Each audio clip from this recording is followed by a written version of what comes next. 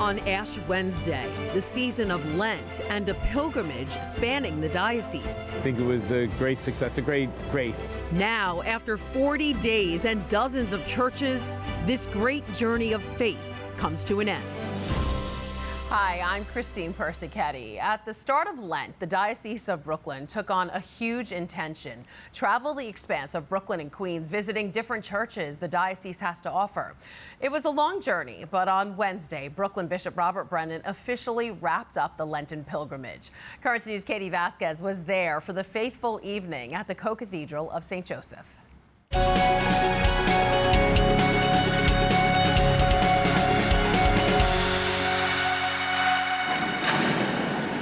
A solemn celebration, with dozens of people kneeling before the Blessed Sacrament. This quiet, prayerful evening, the culmination of a long journey of faith. So it was a great end to a great experience.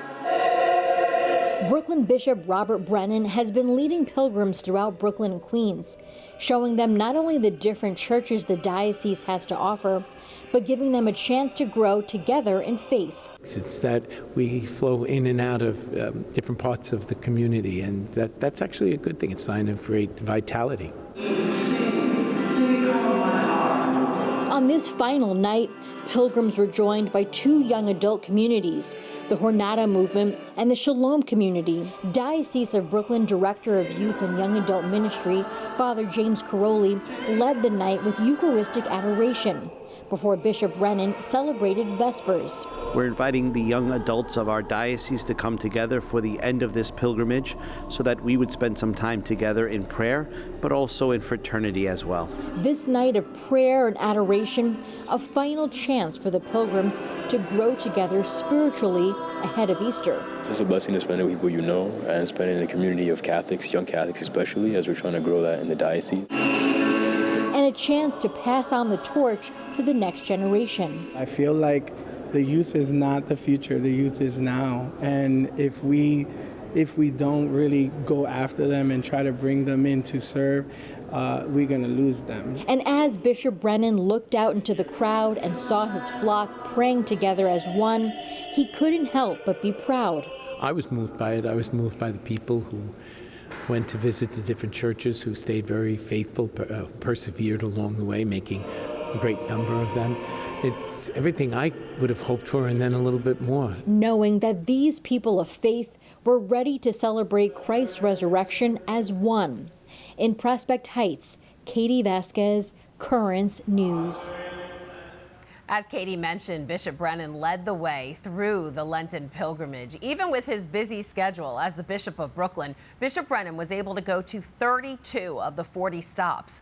Overall, the faithful went to 22 churches in Brooklyn and 18 in Queens, traveling in almost like a circle that started in Brooklyn, made its way through Queens, and ended back in Brooklyn at the Co-Cathedral.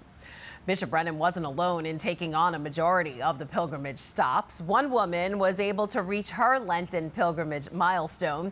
And as Currents News' Jessica Easthope reports, thanks to the new Lenten pilgrimage app, she was supported by a whole online community. They clicked and scanned and checked in thousands of times. In every corner of the Diocese of Brooklyn, pilgrims pounding the pavement to pray with each other. Diane DiBernardo on her way to hitting her milestone of 20 churches along the route. I participated last year and I had a great experience last year. I loved seeing the different neighborhoods and the parishioners that you met when I went into the churches, and some beautiful churches that honestly I probably would never have been to if I wasn't inspired or encouraged to do so with the pilgrimage.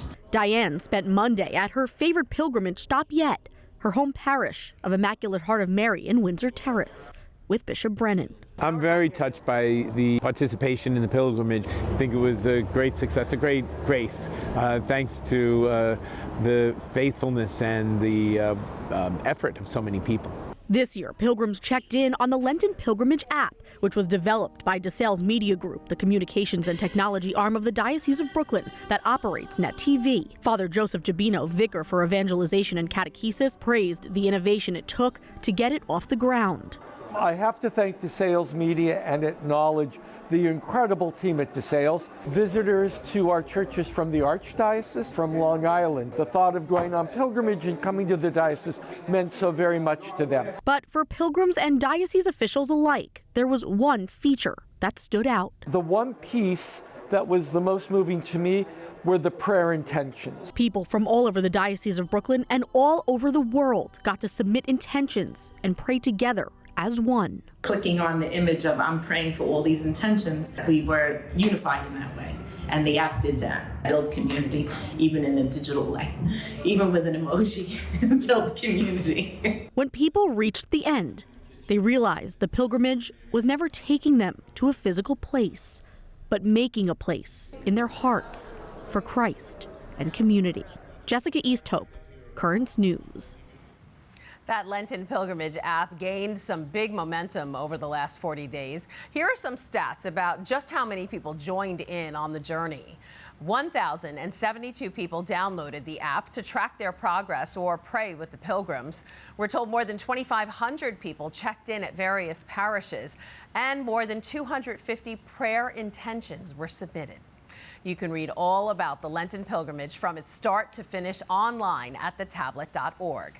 The Lenten pilgrimage is all in preparation for this Easter Sunday. And of course, Net TV will be broadcasting services live. Right after this Thursday night broadcast, Bishop Brennan is celebrating a Holy Thursday Mass at 7:30. On March 29th, Good Friday, Bishop will celebrate a Way of the Cross at 10 a.m. and a Passion of the Lord at 3 p.m.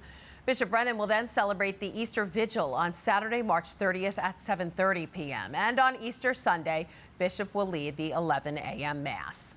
All of those masses will be airing live on Net TV. Just be sure to tune in right here to see them, plus so many more services Net TV will be broadcasting. This weekend, one church in Borough Park will take part in a centuries-old Polish tradition, blessing Easter baskets.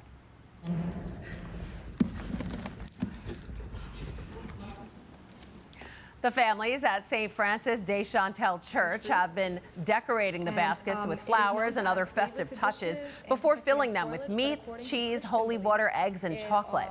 But parishioners tell us the bright colors and delicious smells aren't for show. There's a special meaning behind each item. The basket is made of wicker or willow branches that symbolize health, life, and happiness. It's also decorated with boxwood or evergreen plants that symbolize the durability of life and immortality. It's also covered with a white linen cloth that symbolizes innocence, purity, and renewal of spiritual life. Kielbasa and the addition of the other meat products, all of them encompass the meaning of health, material prosperity, and fertility. On Holy Saturday, the parishioners will bring the baskets to church for Brooklyn Auxiliary Bishop Witold Morzewski to bless them. Then on Easter Sunday, they make meals like white borscht soup from the treats inside.